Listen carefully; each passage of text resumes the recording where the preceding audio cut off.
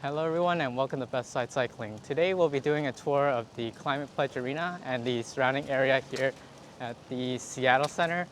So this arena is brand new and it's pretty cool as it replaces the old Key Arena here at the same location, and they basically completely remodeled it by keeping the same roof, and they basically excavated underneath. So a lot of this arena is actually underground, so you can actually see here there's like escalators, and that's all that heads down into what is like the main concourse and everything.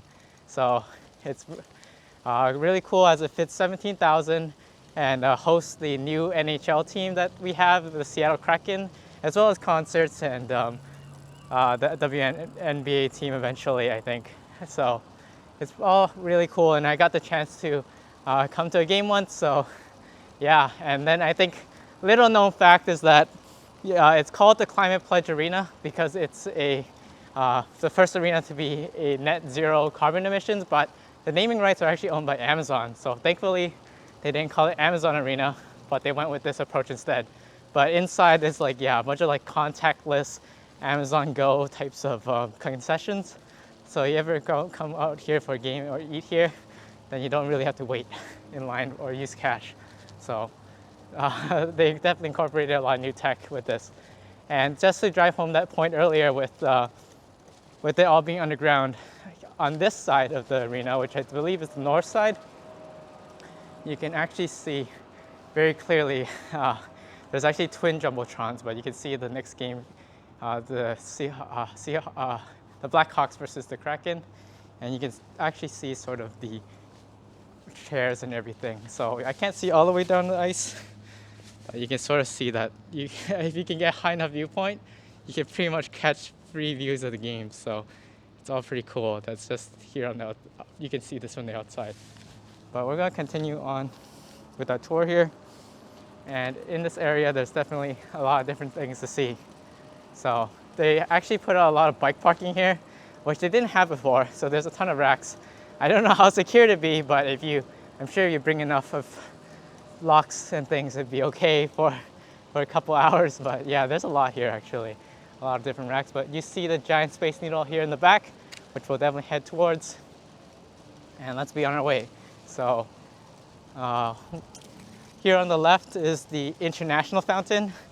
It's pretty fun because it sprays a lot of different water configurations. So like in the summer, kids would try to not get sprayed by the water, but we all know how that sort of goes. And then up ahead is going to be over there. It's going to be the Museum of Pop and Culture, but we'll head over there, but we'll take a slightly different way. So going this way, definitely this block is basically sort of one of the main tourist centers of this whole city, featuring a lot of different museums and the Space Needle, of course. And and right in front of us there with those arches is the Pacific Science Center.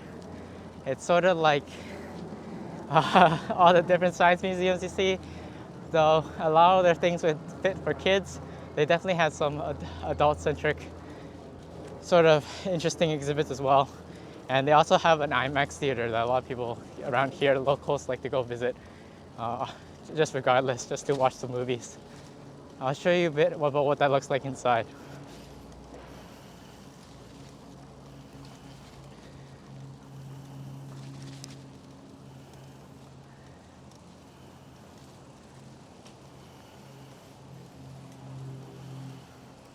So yeah, it's here there's some fountains and some dinosaurs, but it's pretty cool. The exhibits change from time to time, but right now they have the hockey exhibit, I think just in partner with the new Kraken team, but there's a lot around here. There's also a children's museum, but that's been closed right now due to the pandemic. But the main other museum in this area that you've probably heard about is the Glass Museum, the Chihuly's Glass Museum. So we can head there next. It's by Dale Chihuly, who is from Tacoma, and there's also a museum there, but I think this location might be the more famous one, but they're both around here, and the museum is actually right here on our left, so this whole thing is it.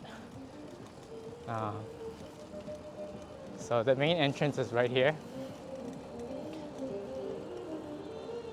and yeah, It's definitely worth a visit at least once. I've been to it before a long time ago when I first touched base around here, but it's been a long time since I've been back, and we're now at the Space Needle. The Space Needle is based off the CN Tower and is exactly 1/3 the height. I think at either 600 or 800 feet.